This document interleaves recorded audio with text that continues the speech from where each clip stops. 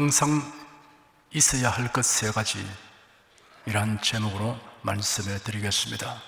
우리가 사용하는 낱말들 중에는 전문 용어가 있고 일상 용어가 있습니다.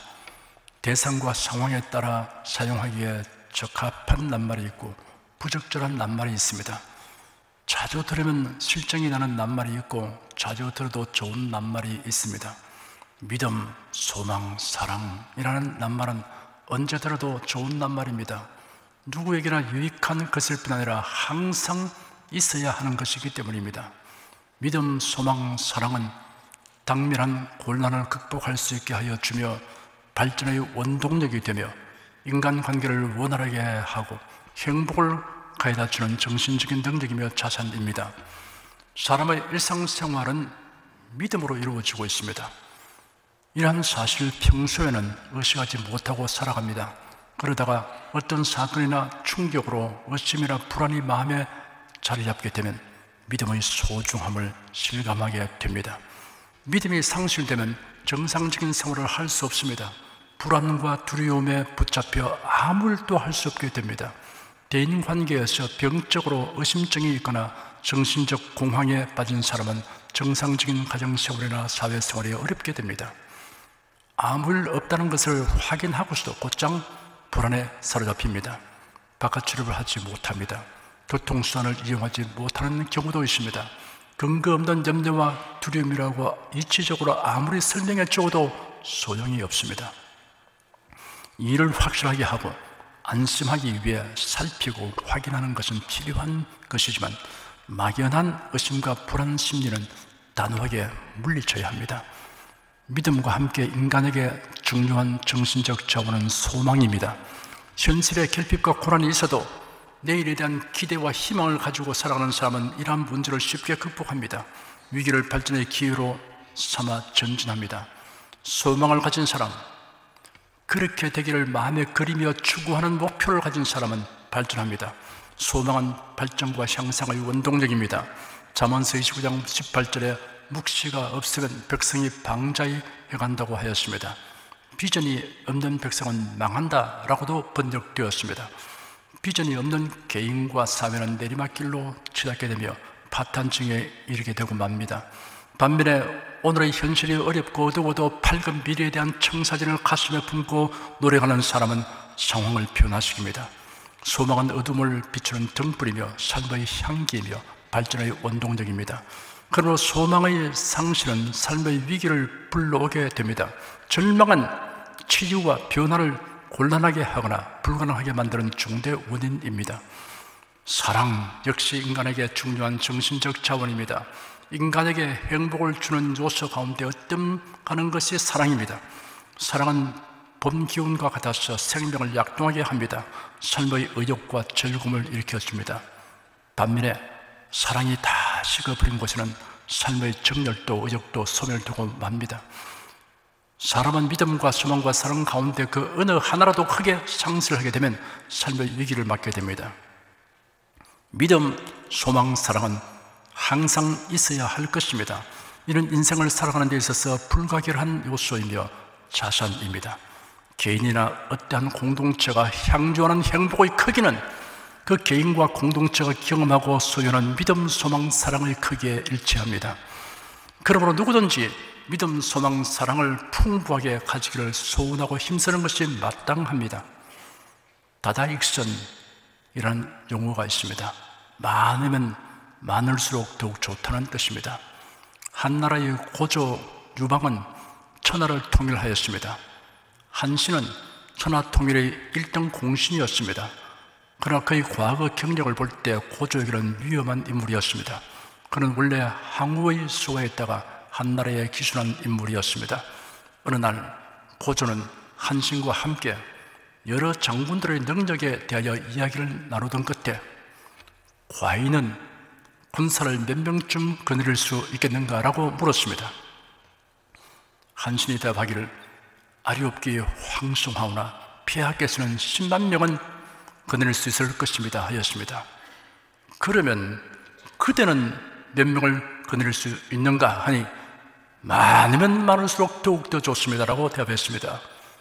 그렇다면 그들은 어찌하여 10만 명의 장수감에 불과한 과인의 포로가 되었는고? 한신이 대바기를 하오나 폐하, 그것은 별개의 문제입니다. 폐하께서는 병사의 장수가 아니오라 장수의 장수이시옵니다. 이것이 신이 폐하의 포로가 된 이유의 전부입니다. 또 폐하는 이른바 하늘이 준 것이 없고 사람의 일은 아니옵니다 하였습니다. 이 고사에서 다다익선이라는 용어가 나온 것입니다. 많으면 많을수록 더욱 좋다는 말이 만사에 다 적용되는 것은 아닙니다. 경우에 따라 좋을 수도 있지만 해로울 수도 있습니다. 그러므로 우리가 반드시 알아야 할 것이 있습니다. 첫째는 우리에게 해로운 믿음, 소망, 사랑에 대하여 말씀해 드리겠습니다. 해로운 믿음이 있습니다. 실제하지 않는 신에 대한 믿음은 해로운 믿음입니다. 수많은 사람들이 사람의 두뇌에서 만들어낸 신을 섬기고 있습니다. 그 신을 갖가지 형태로 만들어 섬깁니다. 혹은 사람이나 자연물을 신격화하여 섬깁니다. 이런 것들을 통틀어 섬기는 우상이라고 부릅니다. 하나님의 주신 십계명의 제1계명은 너는 나 외에는 다른 신들을 내게 있게 말지니라. 제2계명은 너를 위하여 새긴 우상을 만들지 말고 그것들에게 절하지 말며 섬기지 말라입니다. 다른 신이나 우상을 믿고 섬기는 자의 결국은 멸망입니다. 이러한 믿음은 인생을 멸망에 이르게 하는 것입니다. 성경에 어긋난 사상과 교훈에 대한 믿음은 해로운 믿음입니다. 우리가 접하는 모든 사상, 관점, 교훈은 성경으로 분별하고 판단하여 취사 선택해야 합니다. 사탄은 성도들의 신앙을 파괴하기 위하여 성경에 위배된 교리와 신앙을 가진 목회자, 신학자들을 양산하는 데 힘쓰고 있습니다. 이들이 신학교 교단에서, 교회 강단에서 학생과 교인들을 가르치면 결국 교회는 가짜 신자들의 회집 장소가 되고 말 것이기 때문입니다. 특히 한국 교회는 이단 중에 가장 세력이 큰 종교다원주의 단체들의 실체에 대하여 그리고 공산주의 정치에 대하여 성경적으로 판단하여 가르쳐야 합니다. 그리하지 않는 교육자는 그리스도의 종인지 의심스럽습니다. 이들의 침묵은 과묵한 성격 때문이 아니라 세상과 타협하는 데서 나온 것입니다. 해로운 소망이 있습니다. 자신이 종교인으로 살고 양심대로 착하게 살려고 노력했으니 죽은 후에 행복하고 좋은 곳으로 가서 영생할 것을 기대하는 것은 해로운 소망입니다. 이런 소망을 굳세게 가진 사람은 복음 전도자가 전하는 구원의 도리를 단호하게 거부합니다. 이 같은 소망에 집착하고 있는 사람이 자신의 소망이 허망하다는 것을 깨닫는 것은 정말 어렵습니다. 사람은 죽음 후에 천국과 지옥 둘 중 한 곳으로 간다는 말을 듣고 가끔 두려움은 가지지만 세상 일에 골몰하여 죽음 후의 일에 대하여 생각하는 것은 일단 접어두고 사는 사람들이 흔히 있습니다. 자신은 아직도 그 일을 생각하기에는 너무 젊고 할 일이 많다고 생각합니다. 그런데 이런 사람은 복음을 받아들이게 될 가능성이 비교적 높습니다.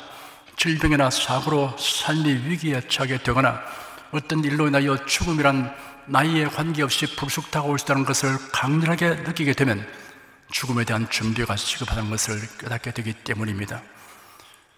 그리스도인이 기도하기를 등한히 하고 주님의 일에 힘쓰지 않으면서도 하나님의 칭찬과 상급을 기대하고 있다면 이는 해로운 소망입니다. 신지도 않고 거둘 것을 기대하는 것은 하나님을 만으로 여기는 것입니다. 갈라디아서 6장 7절에 기록하기를 스스로 속이지 말라. 하나님은 만으로 영향을 받지 아니하시니 사람이 무엇으로 심든지 그대로 거두리라 하였습니다. 고린도후서 9장 6절에는 이것이 곧 적게 심자는 적게 거두고 많이 심자는 많이 거둔다 하는 말이로다 하였습니다. 해로운 사랑이 있습니다. 디모데전서 6장에 보면 우리가 먹을 것과 입을 것이 있은즉 족한 줄로 알 것이니라. 부활이 하는 자들은 시험과 올무와 여러 가지 어리석고 해로운 정욕에 떨어지나니 곧 사람으로 침륜과 멸망에 빠지게 하는 것이라. 돈을 사랑함이 일망의 뿌리가 되나니 이것을 사모하는 자들이 미혹을 받아 믿음에서 떠나 많은 근심으로써 자기를 찔러도다 하였습니다. 돈을 벌지 말라는 말씀이 아닙니다. 돈을 사랑하지 말라고 하였습니다. 돈을 사랑하는지 사랑하지 않는지 무엇으로 알 수 있습니까? 만족할 줄 모르고 하나님께 불평하면서 재물을 얻으려고 하면 돈을 사랑하고 있다는 증거입니다. 이스라엘 백성들이 광야에서 하나님이 주신 만나를 먹었습니다. 만일 그들이 오 하나님 만족합니다. 감사합니다.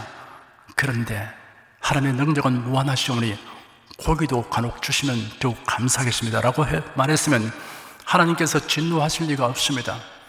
그런데 그들과 함께 애굽에서 나온 허다한 잡족들이 불만을 품고 원망하는 모습을 보고 전념되어 이스라엘 자신들도 울면서 불평하기를 누가 우리에게 고기를 주어 먹게 하겠는가? 우리가 애굽에 있을 때는 값없이 생선과 외와 수박과 부추와 파와 마늘들을 먹은 것이 생각나는데 이제는 우리 기력이 약해졌으나 우리 앞에는 만나 외에는 아무것도 없다 하였습니다. 하나님이 이 말을 듣고 진노하셨습니다. 일단 그들에게 메추라기를 날려보내어 진정 사방지면에 쌓이게 하였습니다. 그러나 고기가 아직 그들의 이새에 있어 씹히기도 전에 큰 재앙으로 치셨습니다. 그래야 많이 죽었습니다. 감사와 만족이 없고 하나님께 원망 불평하면서 소유하려고 하는 것이 있으면 그것을 하나님보다 더 사랑하고 있다는 증거입니다. 하나님보다 더 우선순위에 두는 것이 있으면 그것을 하나님보다 더 사랑하고 있다는 증거입니다. 이런 사랑은 해로운 사랑입니다. 둘째는 신령한 믿음, 소망, 사랑에 대하여 말씀해 드리겠습니다. 일반적인 믿음, 소망, 사랑보다 차원이 높은 믿음, 소망, 사랑이 있습니다. 이는 신령한 믿음, 소망, 사랑이며 실로 다다익선입니다. 이런 믿음, 소망, 사랑은 성경에 근거한 것입니다. 첫째, 신령한 믿음들을 살펴보겠습니다. 창조주 하나님에 대한 믿음이 있습니다. 무신론자는 하나님의 존재를 불신합니다. 하나님이 계신다면 어찌하여 이 세상에 이처럼 고통스럽고 슬픈 일들이 있느냐라고 따집니다. 그리고 유한한 인간은 무한한 존재를 인식할 수 없다고 말합니다. 무신론자들은 우주 만물이 우연히 생기게 되었고 생명체는 우연과 진화의 결과로 생겨난 것이라고 주장합니다. 그래도 이는 창조주 하나님이 천지 만물을 창조하셨음을 믿습니다. 이 믿음은 성경에 근거한 것이며 성령으로 말미암은 것입니다. 신령한 믿음입니다. 여러분은 창조주 하나님을 믿습니까? 성경에 계시된 하나님의 속성에 대한 믿음이 있습니다. 하나님은 스스로 계시며 오직 하나이며 성부, 성자, 성령 삼위가 일체이십니다. 영원하시고 무한하십니다. 무소부재하십니다. 전능하십니다. 거룩하시고 어려우십니다. 사랑과 긍휼이 풍성하십니다. 진실하시고 선하십니다. 그리스도인에게는 이러한 하나님의 속성을 믿는 믿음이 있습니다. 이러한 하나님을 아버지로 믿는 사람은 복이 있습니다. 여러분은 이러한 하나님의 속성을 믿습니까? 예수 그리스도에 대한 믿음이 있습니다. 하나님의 독생자가 사람의 몸을 입고 세상에 오셨습니다. 십자가에 못 박혀 죽으심으로 우리의 죄를 대속하셨습니다. 부활 승천하시고 하나님보다 우편에서 우리를 위하여 간구하십니다. 장차 성도를 데리러 다시 오실 것입니다. 성도들은 이러한 그리스도에 대한 믿음이 있습니다. 여러분 이러한 예수 그리스도를 믿습니까? 성령님에 대한 믿음이 있습니다. 성령님은 우리에게 하나님의 사랑과 예수 그리스도의 은혜를 깨달아 알게 하여 주십니다. 성령님은 우리를 진리 가운데로 인도하시고 도우시며 치료하시고 위로하여 주십니다. 성령님은 우리에게 신령한 은사와 열매를 주십니다. 성령님은 우리에게 열심과 권능을 주어서 복음을 널리 전하게 하여 주십니다. 성령님은 우리를 위하여 말할 수 없는 탄식으로 친히 우리를 위하여 간구하십니다. 성도들에게는 이러한 성령님을 믿는 믿음이 있습니다. 여러분은 이러한 성령님을 믿습니까? 하나님의 언약에 대한 믿음이 있습니다. 성경에는 하나님의 약속들이 수천 개나 기록되어 있습니다. 이 약속들은 1.1도 어김없이 다 이루어집니다. 그리스도인들은 하나님의 언약을 다 믿습니다. 여러분은 하나님의 언약을 굳게 믿습니까? 창조주 하나님을 믿고 성령에 계시는 하나님의 속성을 믿으며 예수를 믿고 성령님을 믿으며 하나님의 언약하신 말씀을 믿는 믿음이 여러분에게 항상 있기를 축원합니다. 둘째, 신령한 소망을 살펴보겠습니다. 신령한 소망이란 그리스도 안에서 가질 수 있는 소망입니다. 사도 베드로는 너희 속에 있는 소망에 관한 이유를 묻는 자에게는 대답할 것을 항상 예비하라고 하였습니다. 너희 속에 있는 소망이란 그리스도 안에 있는 소망입니다. 그리스도 안에 있는 소망은 매우 다양합니다. 환난을 당해도 소망이 있습니다. 하나님은 그래도 예수 안에 있는 자에게는 환난이 복이 되고 고난이 영광이 되고 시련이 발전의 기회가 되고 슬픔이 기쁨이 되도록 승리하여 주십니다. 그러한 실제의 사건들이 성경에 많이 기록되어 있습니다.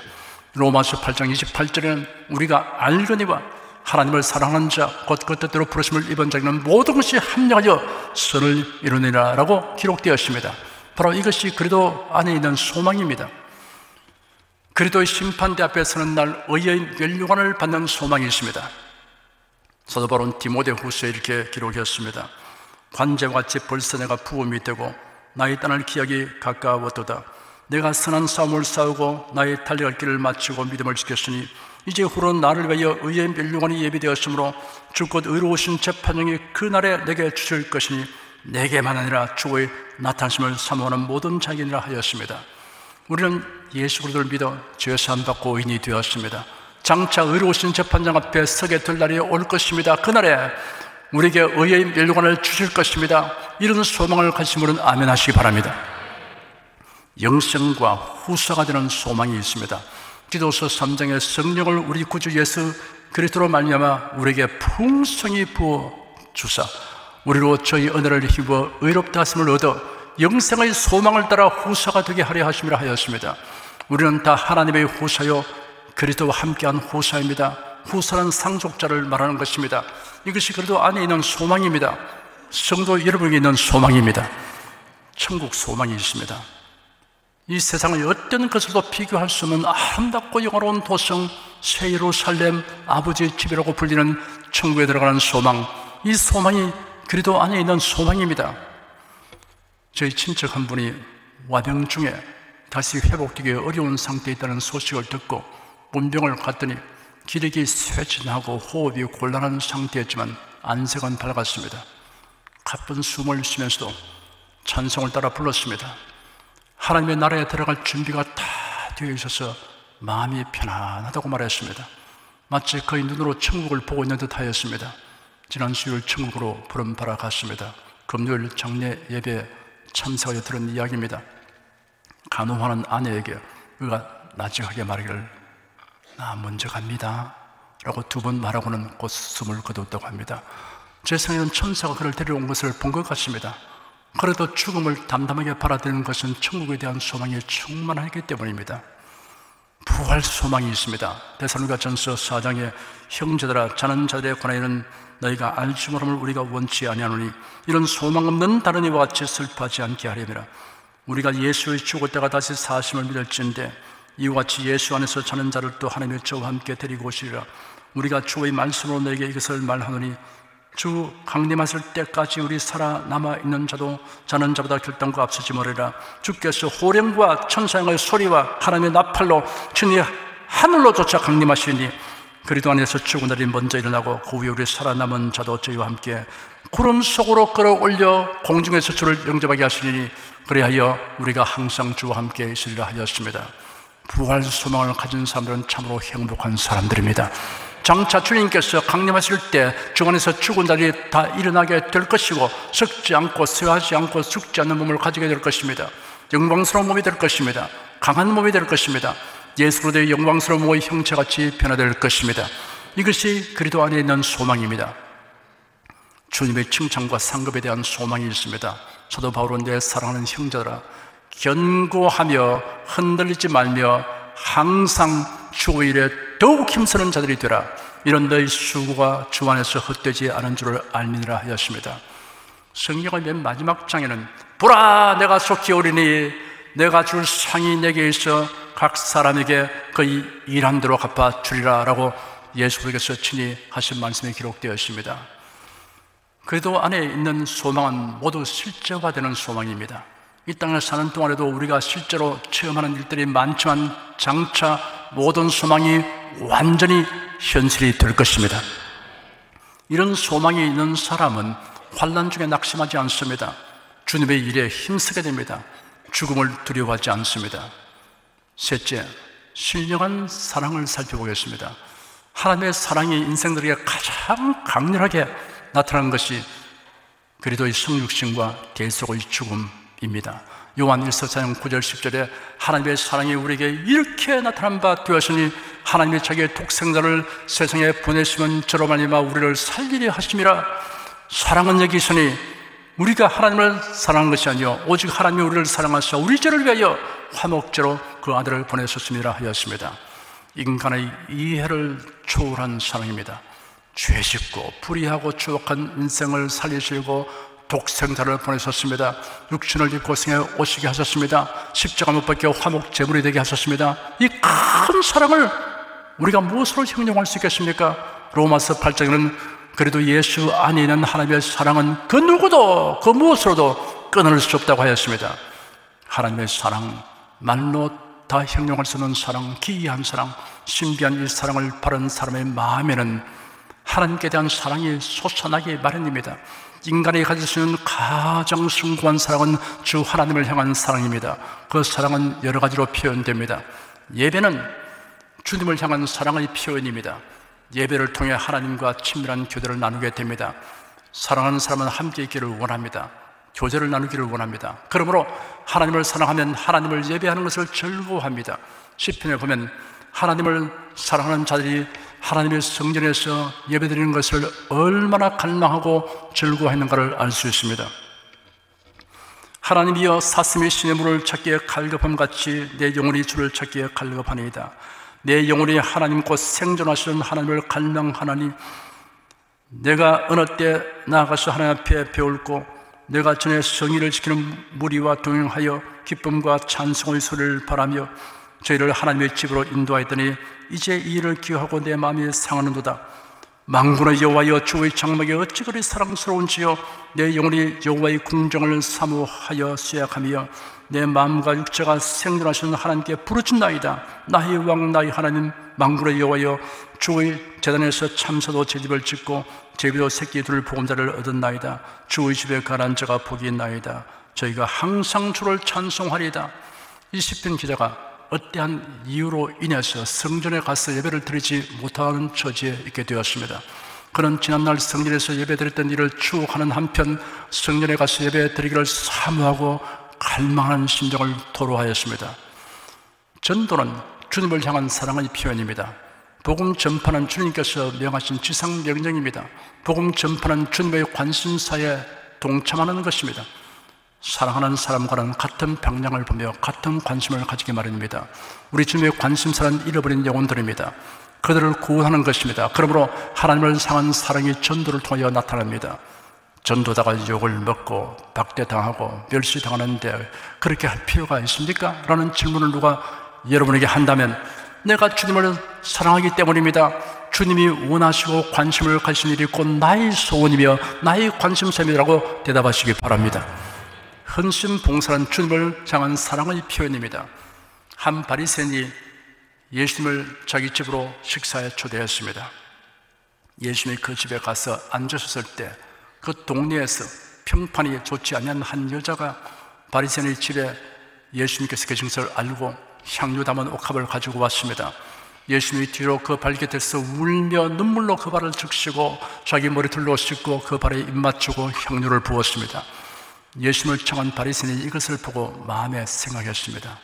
이 사람이 만일 선지자라면 자기를 만지는 여자가 누구며 어떠한 자고 죄인인 줄을 알았을 것인데 예수님이 그 바리새인의 마음속을 환히 깨뜨려 보시고 시몬아 내가 네게 할 말이 있다 하시니 성령님 말씀하십시오 하였습니다. 어떤 채권자에게 빚진 자가 둘이 있었는데 하나는 500데나리온을 빚졌고 하나는 50데나리온을 빚졌다. 그런데 갚을 수가 없으므로 채권자가 둘 다 탕감하여 주었다. 그러면 그들 가운데서 누가 그를 더 사랑하겠느냐? 시몬이 대답하였습니다. 더 많이 탕감함을 바라는 사람이라고 생각합니다. 예수께서 시몬에게 네 판단이 옳다 하시고 여자를 돌아보시며 시몬에게 말씀했습니다. 네가 이 여자를 보느냐? 내가 네 집에 들어왔을 때 너는 내게 발 씻을 물도 주지 아니하였으나 이 여자가 눈물로 내 발을 적시고 자기 머리카락으로 닦았다. 너는 내게 입맞추지 아니하였으나 이 여자는 내가 들어올 때로부터 내 발에 입맞추기를 거치지 아니하였다. 너는 내 머리에 감람유도 붓지 아니하였으나 이 여자는 향유를 내 발에 부었다. 이러므로 내가 네게 말한다. 저희 많은 죄가 사여졌으니 이는 이 여자가 많이 사랑하기 때문이다. 사함을 바란 일이 적은 자는 적게 사랑한다. 우리 각 사람의 하나님을 향한 사랑의 표현은 하나님의 사랑에 대한 인식의 깊이, 하나님이 부어준 그 놀라운 사랑에 대한 체험의 크기에 관련이 있습니다. 인간의 삶을 빛나게 하고 행복하게 하는 가장 중요한 정신적 자원과 원동력은 건전한 믿음, 소망, 사랑입니다. 그리고 숭고하고 신령한 믿음, 소망, 사랑입니다. 숭고하고 신령한 믿음, 소망, 사랑은 하나님의 말씀에 근거한 것입니다. 그래도 안에 있는 믿음, 소망, 사랑입니다. 사랑하는 여러분의 심령에는 항상 믿음, 소망, 사랑이 풍성하기를 축원합니다.